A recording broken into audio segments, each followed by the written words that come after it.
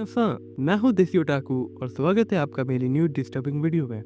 आज की वीडियो बहुत ज़्यादा डिस्टर्बिंग और डिस्गस्टिंग हो सकती है, क्योंकि आज की वीडियो में मैं एक ऐसे मांगवा को कवर करने वाला हूँ जो बहुत ज़्यादा डिस्गस्टिंग है एंड वो आपको सोचने में मजबूर भी कर देगा कि आखिर आपने जस्ट अभी क्या देखा। तो स्टार्ट करने से पहले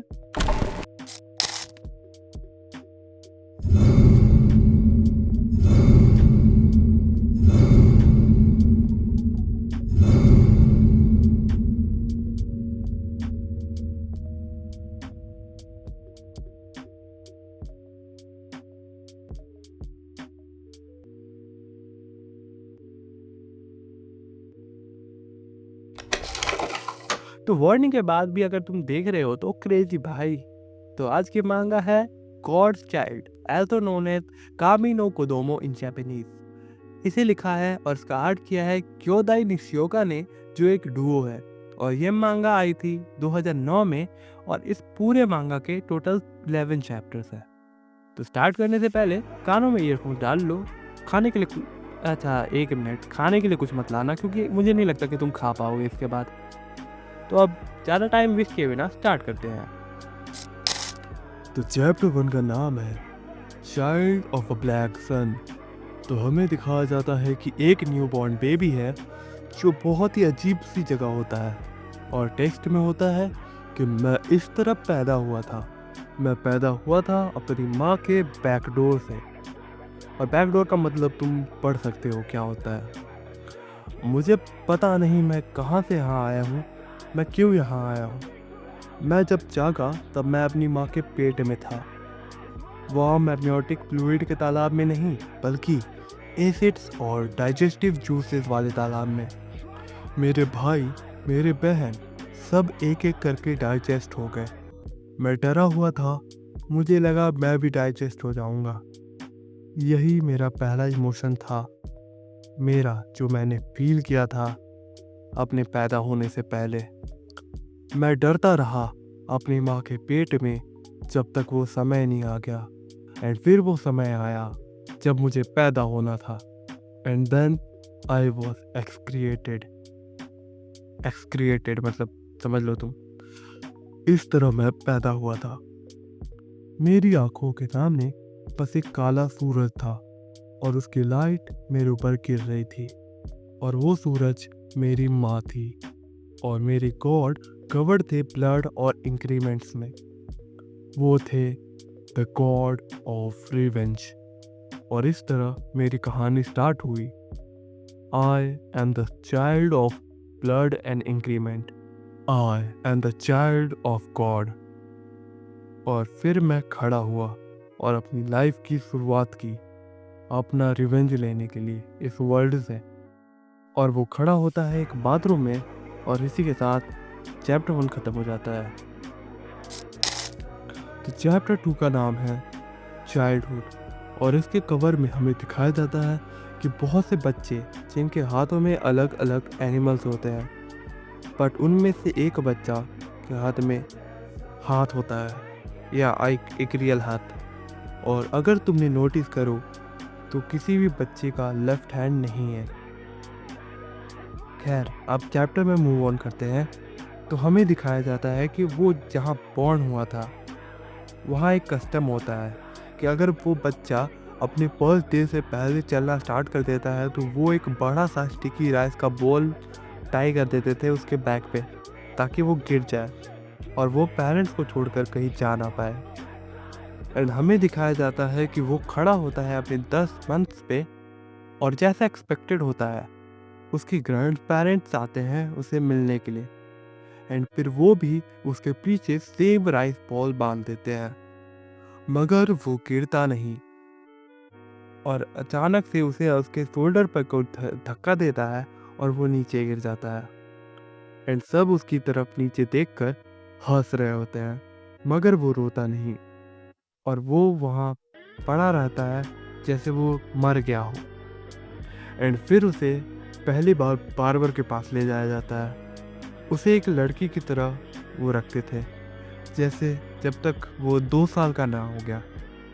वो तब तक बाल नहीं कटवाया था जब तक वो 2 साल का नहीं हो गया। जहाँ वो और उसकी माँ वेटिंग एरिया में बैठे होते हैं और वो किताब में पढ़ रहा होता है। जब वो ऊपर देखता है और उसके वो बार्बर की चेयर की उसने स्टैंड लगने लगती है। एक एक करके लड़के वहाँ जा रहे होते हैं और पिघल कर गायब हो जा रहे होते हैं और उसे वो कुछ फैमिलियर लगता है क्योंकि उसके भाई बहन भी ऐसे ही डाइजेस्ट हो गए होते हैं पिघल कर। वो ऊपर देखता है अपनी मम्मी को, तो वहाँ पर उसकी माँ नहीं होती, वहाँ पर एक विच होती है और वो विच बोलती है कि वो उसके भाई है। एंड तब उससे समझ में आता है कि उन वर्ड्स का मतलब क्या है। उन वर्ड्स का मतलब था कि इतने काउंटलेस बच्चे जो मरे थे, उसके बाद में वो बस अकेला सर्वाइवर था। एंड फिर हमें दिखाया जाता है कि वो एक हैबिट डेवलप कर लेता है अपनी पीसेस के साथ खेलने का। वो अपनी बॉल को पेंट कर देता था उनसे।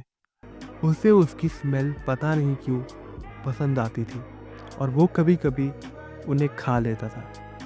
एक मिनट, ये ऐसा कौन करता है यार? क्या है ये इंसान? छोड़ो, आगे कंटिन्यू करते हैं। उसके पेरेंट उसे ज़्यादा संभाल नहीं पाते, इसलिए वो उसे एक डॉक्टर के पास कंसल्ट कराते हैं। तो वो उसे एक क्ले यूज़ करने बोलता है एज अ सब्स्टिट्यूट। एंड उसे धीरे धीरे क्ले की आदत लग जाती है।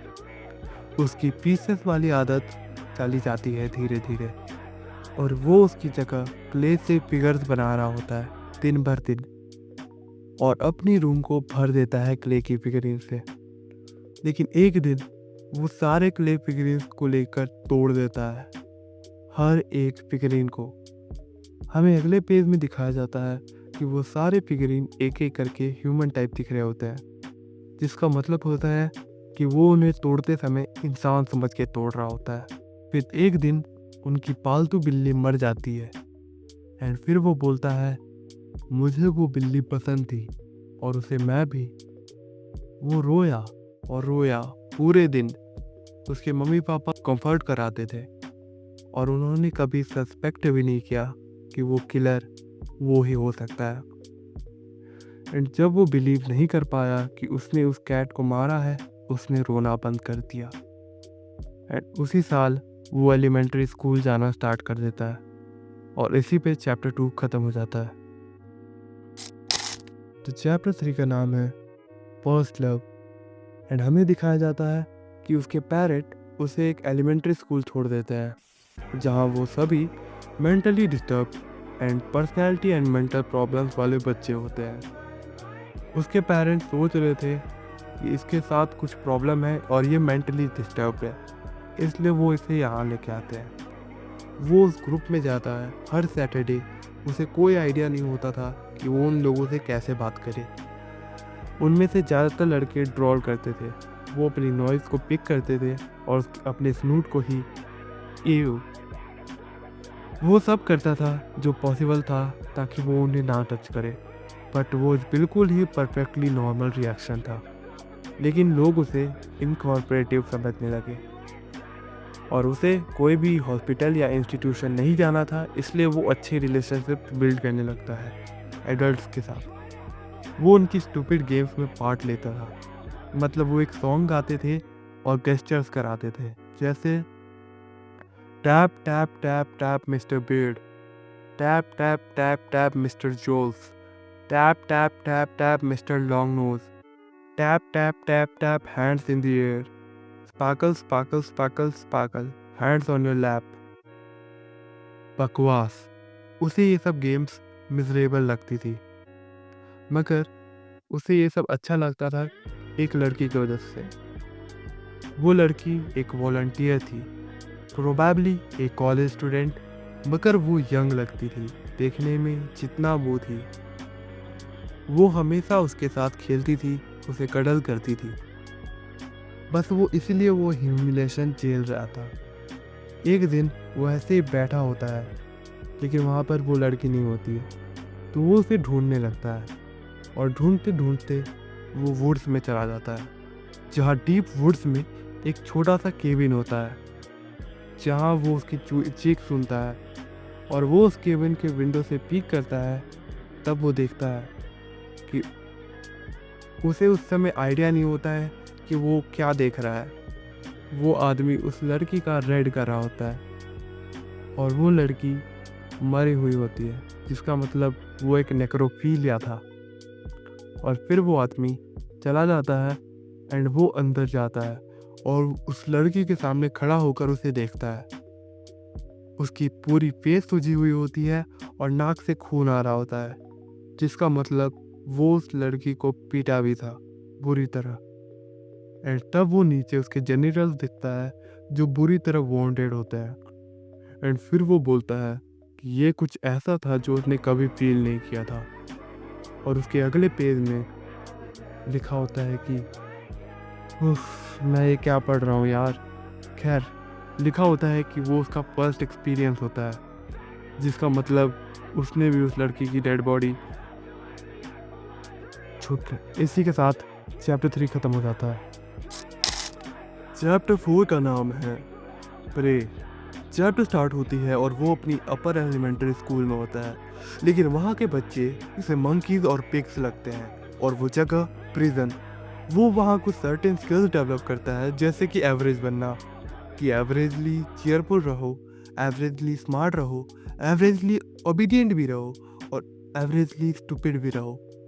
वो ये स्किल्स डेवलप करता है ताकि वो सोसाइटी से दूर रह सके। उसे ये सब मीनिंगलेस लगता है कि वो ये एक्ट करता है।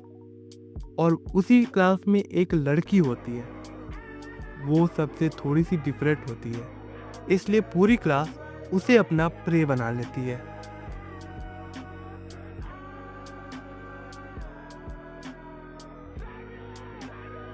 अगर तुमने आवाज किया तो तुम्हें एक और मिलेगा, और अगर तुम रोई तो उसके टॉप में एक और। ओह, ओके, एक और। चलो थैंक यू बोलो। और वो इस तरह उस लड़की को bully कर रहे होते हैं।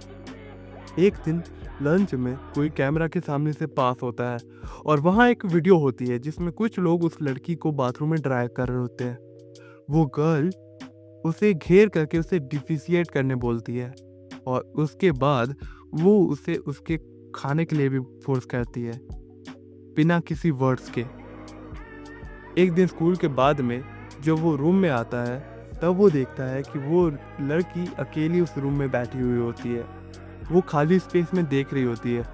उसके पैंट्स गीले होते हैं और उसका फियर इतना ज़्यादा था कि उसके चेहरे पर कोई भी एक्सप्रेशन नहीं होती है।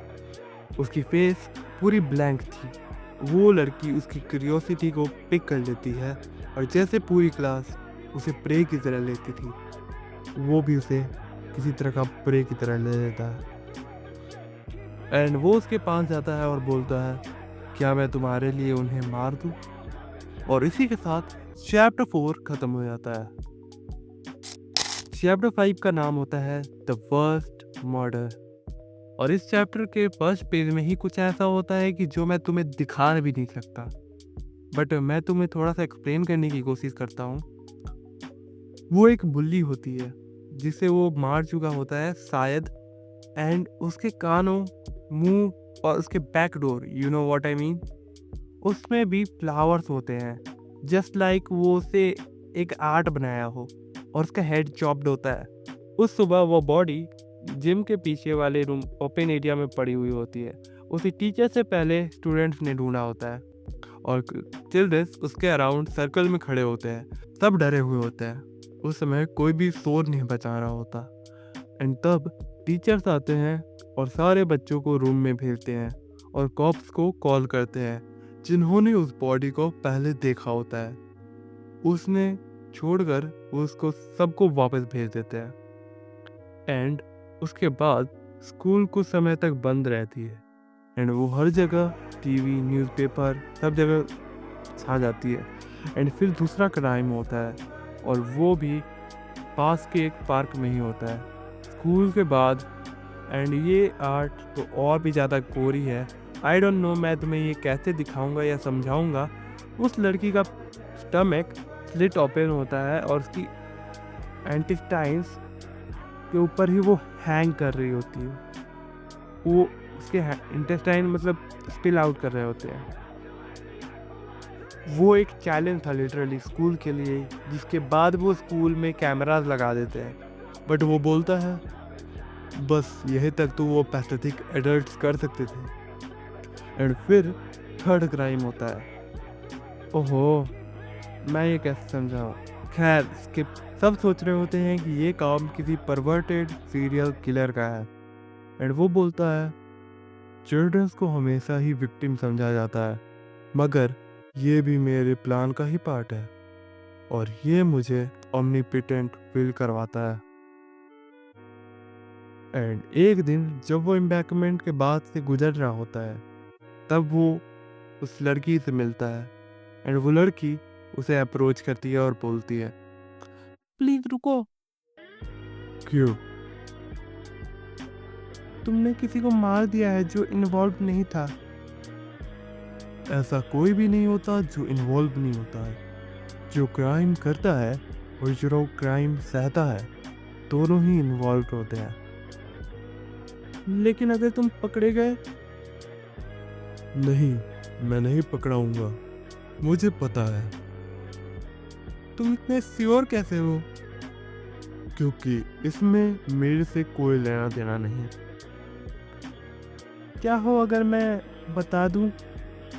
तुम नहीं बताओगे, मुझे पता है। तुम सही बोल रहे हो। वो ये बोलती है और ग्रीन करके तुरंत भाग जाती है। और वो पहली बार था जब उसने उसे स्माइल करते हुए देखा था। एंड हमें दिखाया जाता है कि वो लड़की चाहती तो है, लेकिन साइड करने, क्योंकि वो भी इन्वॉल्व होती है। उसने भी खुद को प्रे बनने दिया था।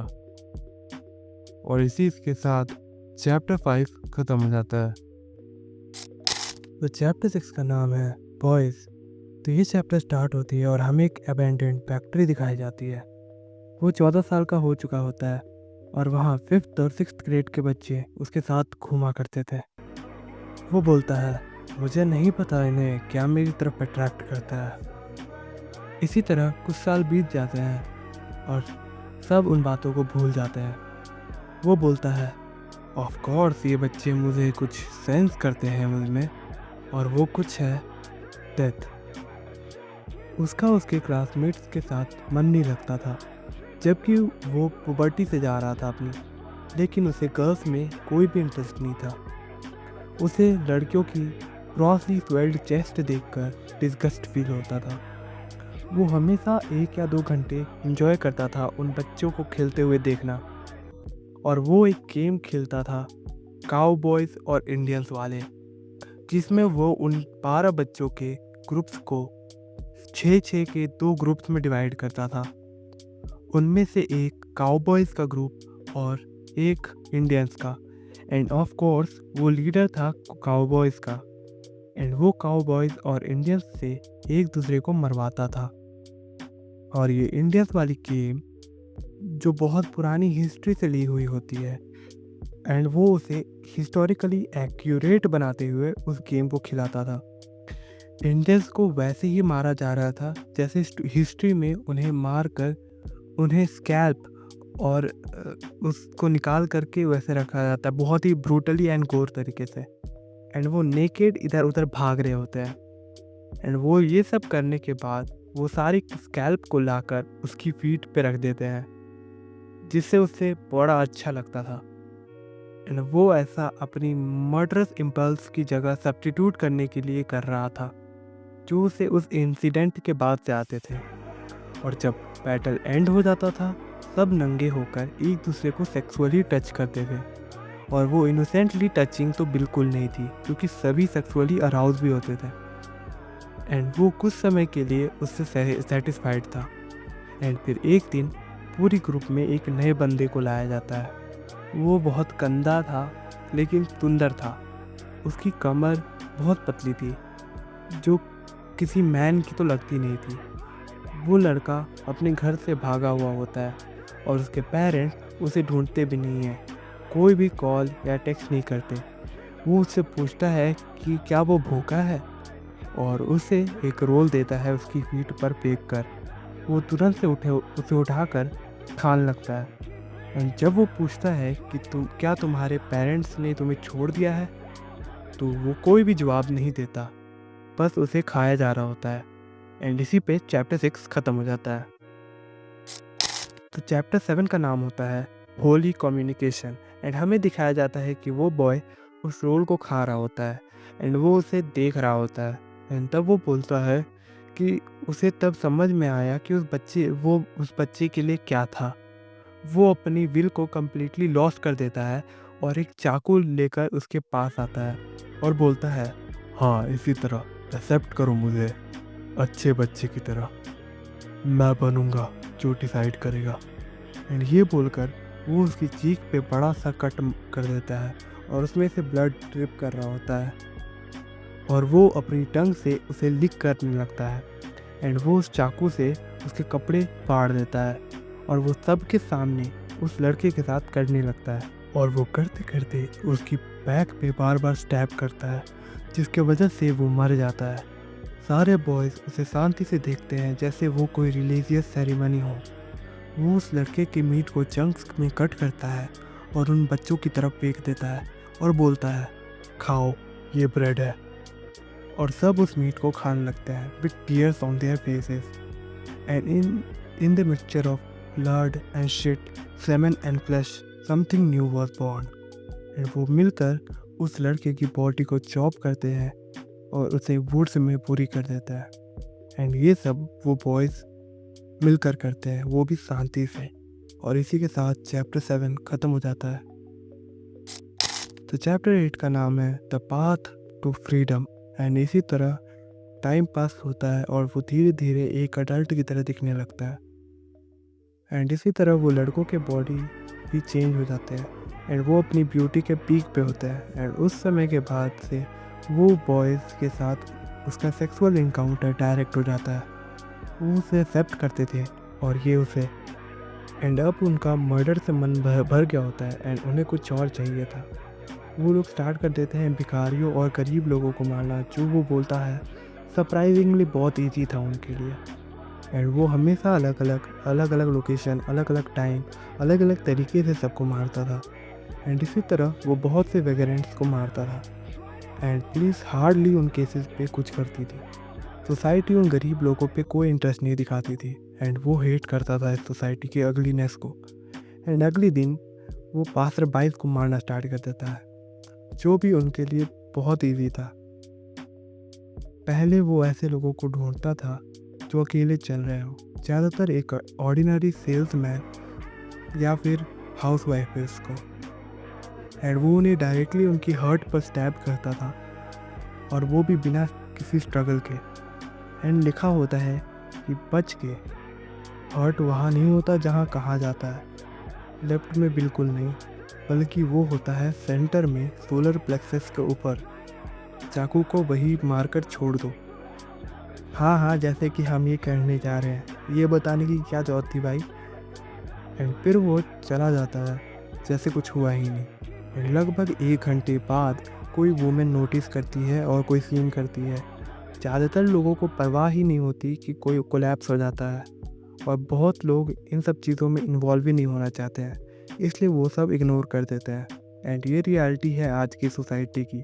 लोग ऐसा ही होते हैं, अगर तुम अभी भी देखो तो कोई भी इन्वॉल्व नहीं होना चाहता फालतू की चीज़ों में। खैर, लेट्स कंटिन्यू। एंड उनमें से कोई भी आज तक पकड़ा नहीं जाता। एंड वो बॉयज़ ये सारी थ्रिलिंग गेम्स खेल कर इंजॉय करते थे। एंड उसे अकेला लगता था कि कुछ तो मिसिंग है, और वो जानता भी था क्या मिसिंग है। तो वो था फ्रीडम और क्लैरिटी। वो कोई मामूली मर्डरर नहीं था। उसने आज तक जितने भी मर्डर किए थे वो विदाउट रीज़न, विदाउट गोल थे। एंड इसलिए उसने डिसाइड कर लिया था कि वो अपने पेरेंट को भी मरवाएगा। इसलिए उसने अपने बॉयज़ को ऐसा करने को ऑर्डर दे दिया। एंड उसने ये रूल बहुत सीरियसली लिया हुआ था, नो रीज़न नो गोल। फिर हमें दिखाया जाता है कि उसके पेरेंट्स एक केक टेबल पर लाते हैं। जब वो सारे बॉयज़ उनके घर आ जाते हैं और हैप्पी बर्थडे गाते गाते उन्हें मार देते हैं। Happy birthday to you. Happy birthday to you. Happy birthday to you.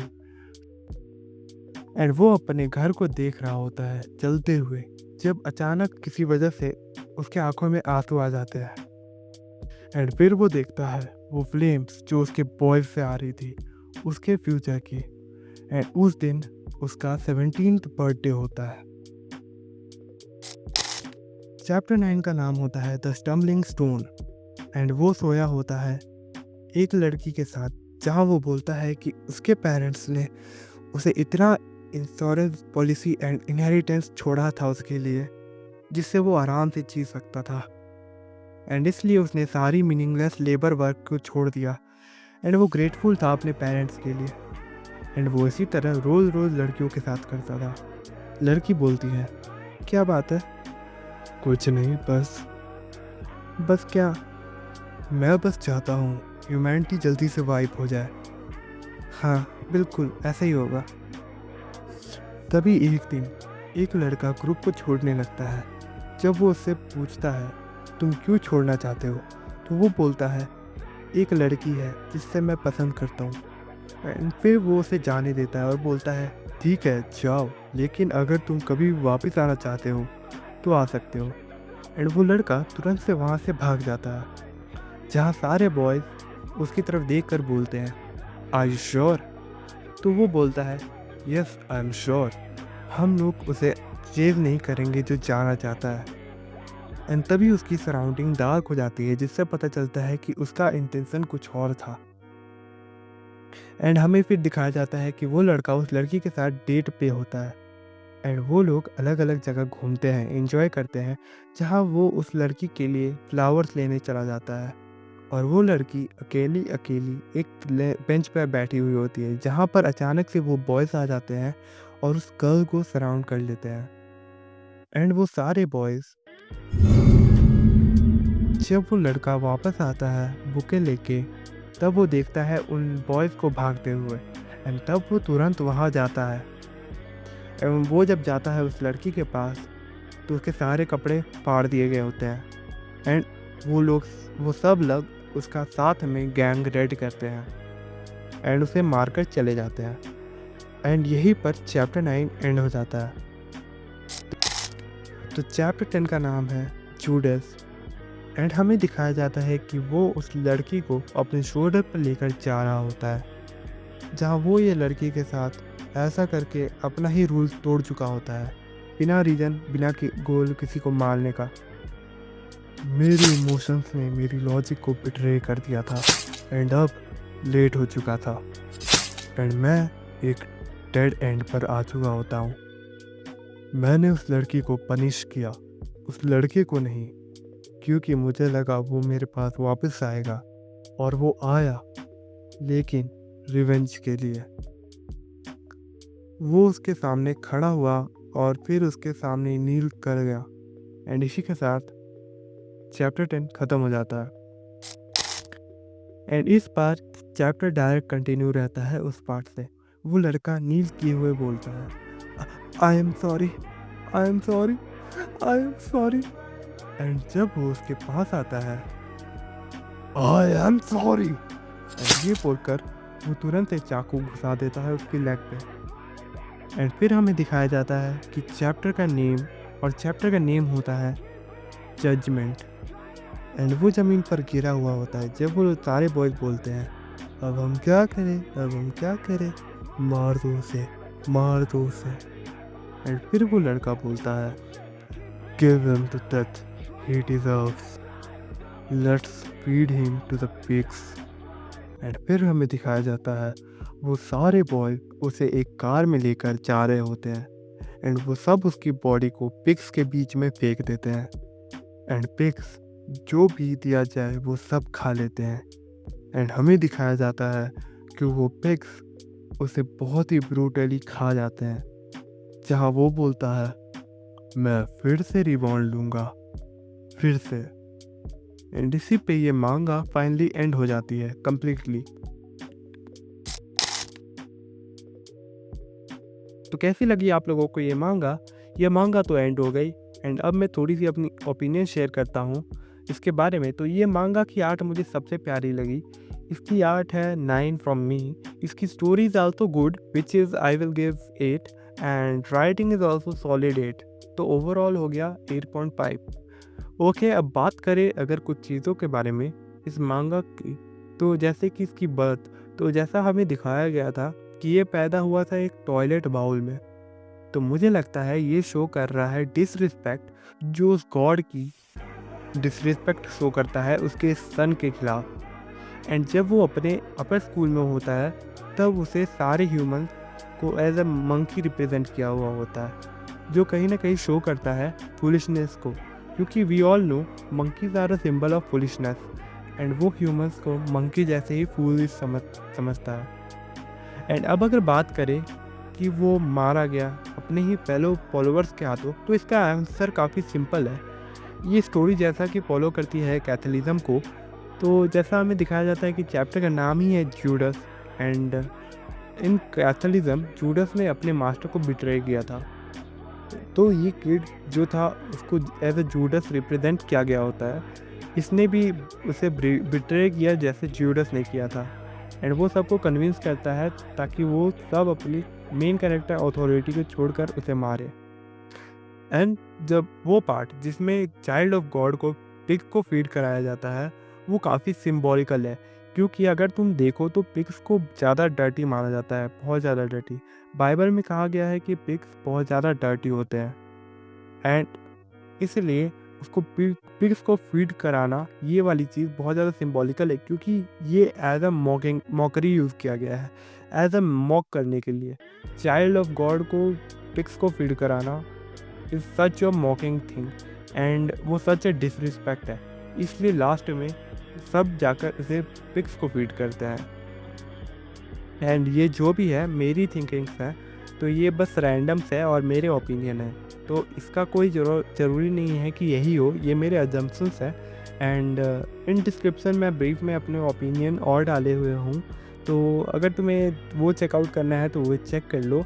And अगर ये वीडियो तुम्हें अच्छी लगी तो लाइक सब्सक्राइब कर दो, कुछ इम्प्रूवमेंट हो। And I will be back with another amazing video. तब तक के लिए बाय बाय, सायोनारा।